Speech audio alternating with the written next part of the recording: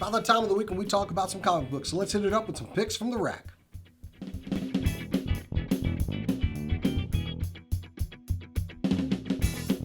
Definitely out of my comfort zone with some of these titles this week, so let's get to it. Alright, first up we got All New Inhumans #1.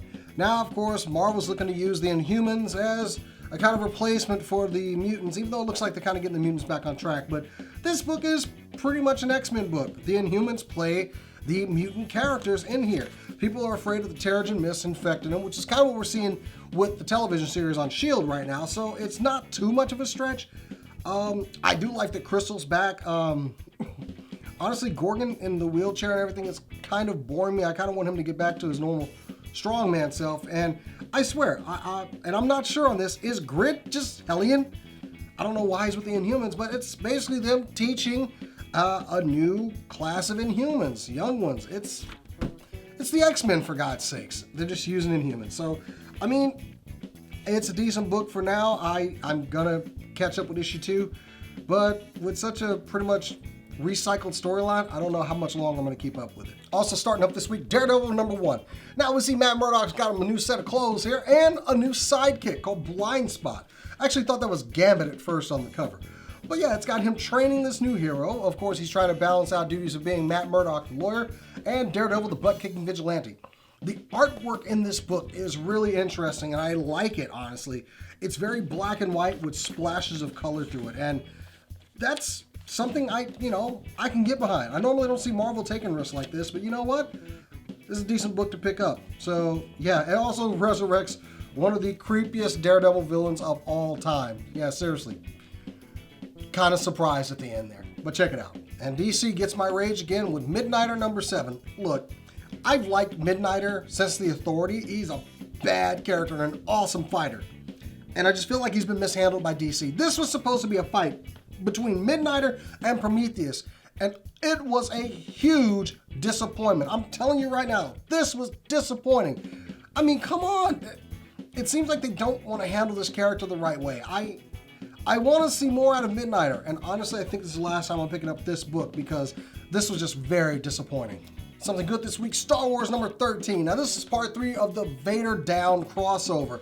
And honestly, I was really getting kind of on some of the Star Wars books, and I felt like they were just flooding us with so many. But this is a great crossover. I'm loving Vader.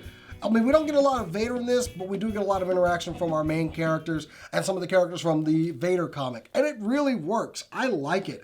This crossover, I'm just curious where it's going to go. We got 3 more titles left. I mean, clearly they're not going to kill Vader or anything, but he is giving them a serious black eye in this. Honestly, it's a really good crossover, and I think the Star Wars books really needed this to up the sales across the board. And coming in this week, Avengers #2. Now this is the all different, all new team, and I like Miles Morales finally getting a little bit of time in there. The relationship between Kamala and Sam is going to be one to watch. This is going to be our comic relief in this series. We do finally get the full team together, and I do like that. But one thing that is confusing me, while they are fighting this Chitauri, we don't really see who's in charge yet. And I'm curious to see who's going to take up that. Is it going to be Tony? Is it going to be Sam Wilson? I don't know, but for now, the book is working, and I can't wait until Miles actually gets his own book, because pretty much everybody in here does have their own title. But yeah, all new, all different Avengers #2. Yeah, this is what I'm keeping up with. And rounding it off, Invincible Iron Man #4.